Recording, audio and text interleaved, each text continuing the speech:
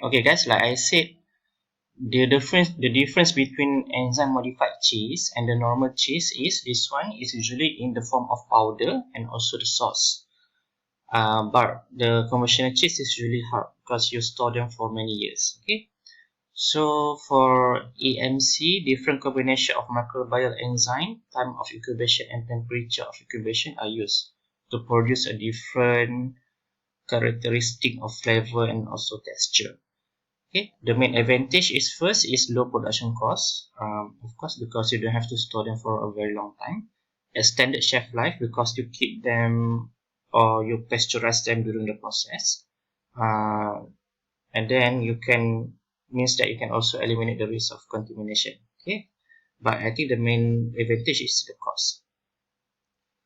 Okay, so now it's growing globally because it is being used in many type of product. Okay, for example, biscuits, salad dressing, dips, sauces. Okay, this one KFC. I forgot what is or cheesy wedges. Okay, okay. The next one is the savory flavor ingredients and flavor enhancers. Savory means mouthful or taste delicious, and flavor enhancer, as you might have known, the example is sodium glutamate, uh, MSG, and so on. Okay. This is the example. The first one is hydrolyzed vegetable proteins or HVP. The second one is yeast extract. The third one is hydrolyzed animal and whey protein. The next one is MSG, and this is quite unique because the first four they are all proteins, but this one is nucleotides. There are three types of them. Okay, this ingredient contributes to the so-called umami taste. Okay, as you probably know, our tongue they have sweet, sour, salty flavor, but another one flavor that has been characterized recently is umami flavor. This spot on our tongue they detect the presence of protein. Okay, so this is the history. You can read it by yourself. Many foods are rich in umami. For example, usually the food that is rich in protein. For example, the meat, also mushroom, shellfish, tomatoes, and so on. So if they are rich in protein, they are usually contain lots of umami. Human breast milk is particularly rich in certain kind of amino acid. I don't remember the taste of human breast milk anymore because I was a baby back then. But I think they are rich in certain kind of amino acid that contribute to the taste of umami. That's why baby likes it, I guess. Okay, so this is the application of flavor enhancer. For example, to give more flavor for the product. Okay, give the meaty taste for something that is not meat. Okay, and also you put it in the canned foods. That's why canned food usually tastes very good. Okay. The first flavor enhancer is HVP. They are produced using proteases, and the substrate is usually from plant or vegetable protein. For example, deflated soya, groundnut, and so on. Usually the plant or vegetable that contains high protein. Okay, they are being used in many type of product. For example, the Nestle Maggi seasoning. Okay, they use the hydrolyzed vegetable protein. Okay, and also this is the example. And then you have the second one is yeast extract. Basically, what it means that you grow the yeast and then you extract the yeast by using I forgot.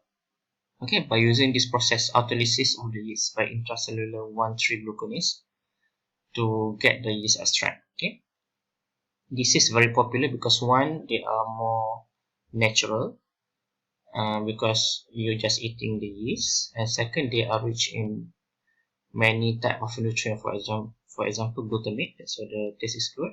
Other amino acid, nucleotides, peptides, sugars, vitamins, especially vitamin B, and flavor compounds. Okay, so they have strong umami flavor. So that's why when you have the umami flavor, don't add too much salt because they synergize together. Okay, so if you add, for example, MSG, you just add a little bit more of salt, same as yeast extract. Okay, so this is the process of producing the yeast extract. and then you filter them and process them into powder, granules, paste, and so on. Okay, it is used as an alternative to, I think for this one is alternative to vegans, because yeast extract contains lots of vitamin B, which is usually we get them from the animal product. But vegan, they don't eat the animal product, so they can eat the yeast extract. Okay, as alternative for vitamin B. Okay, the third one is hydrolyzed animal HAP and whey protein HWP. They are produced using proteases. Again, they are proteins, so that's why they taste good. Made from probably leftover of animals, concentrate and then dried, used in soup gravies, may have bioactive peptide properties. Bioactive peptides means that the protein that is short, I think about 50 to 200 chain of amino acid. Okay?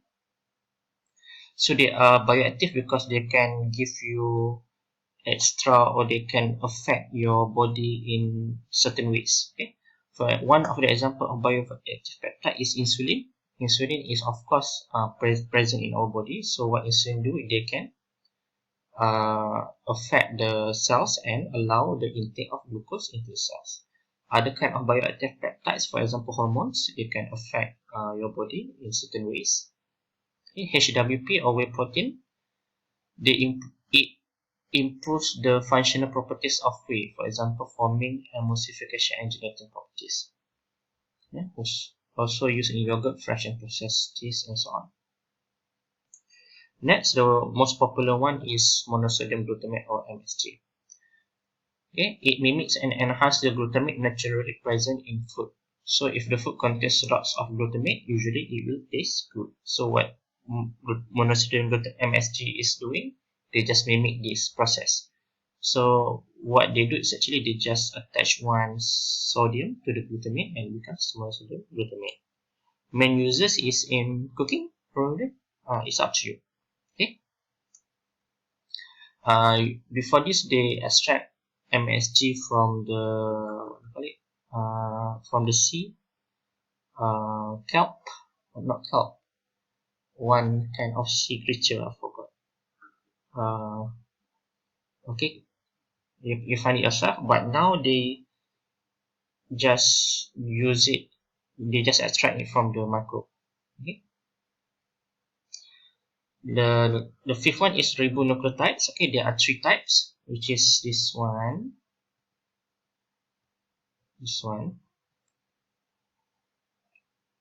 Okay, I remember this one. This one is seaweed. There are three. I'm not sure how or what is the mechanism of ribonucleotide, but they usually have good synergistic effect with MSG. Okay, when you use them together, you need to reduce the amount of sodium because they have strong umami taste, which is quite salty, and they are actually quite good because you don't have to add more sodium or salt into your food anymore, so it is more healthy.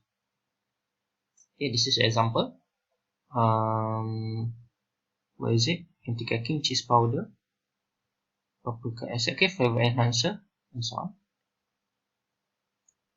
Okay, here you can also see MSG and ribonucleotides. Okay, the last one is other ingredients. Okay, the first one is egg white powder. I think egg white powder is used in baking. I'm not very sure where they are being used. It's used to ensure the product is white and not brown due to non-enzymatic browning. So I think this one is by removing the glucose. You can ensure they are not brown afterwards. So you can use glucose oxidase. Human milk oligosaccharides means that in human milk, mother's milk, not father's milk, the milk will contain many types of oligosaccharide. Oligosaccharide is the short chain carbohydrate. They are not very short, they are not very simple, but they are not very complex either. But our body cannot digest them, so they become the food for the microorganism inside our gut. So another term is prebiotic. a non-viable food component that confers a benefit on the host associated with modulation of microbiota. Okay, prebiotic. Example, FOS or fructose oligosaccharide, oligofructose inulin, and so on. They are resistant to hydrolysis by human digestive enzyme. So they becomes the food for microorganism. Okay, you can see the example of the ingredients inside the infant formula. Okay, so this one, galacto-oligosaccharide and polydextrose, they are oligosaccharide. Okay, so this is one type of oligosaccharide, which is fructosilactose, being granted approval by European market in 2017. Okay, I think they can be produced by chemical synthesizing fermentation base, specifically for HMO2 co-series. Okay, so they can be produced by fermentation. Okay, bioactive peptide, like I said to you before, they are short chain protein. Okay, between 3 to 20 amino acid residues. Sorry, before I said 50 to 200, right? Okay, so they are usually between 3 to 20.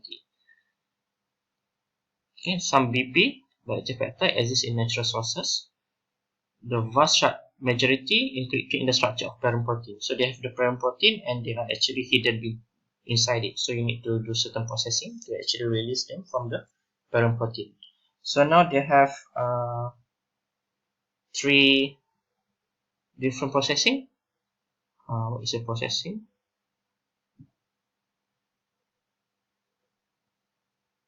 Okay, so the first one is enzymatic hydrolysis by digestive enzyme. Second, fermentation. The third one is proteolysis by enzyme derived from microorganism or plants. Right? May also be produced by genetically modified organism. Currently, there are more than 1,500.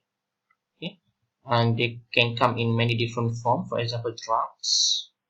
They can be antimicrobial substance. They can be cholesterol lowering substance, anti-cancer, and so on.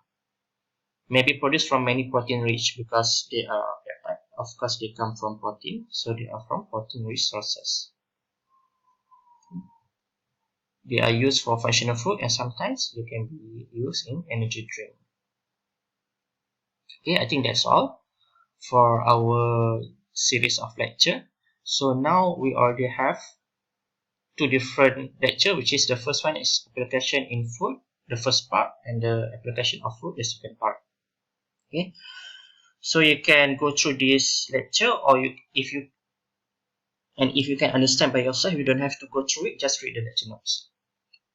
Okay, thank you.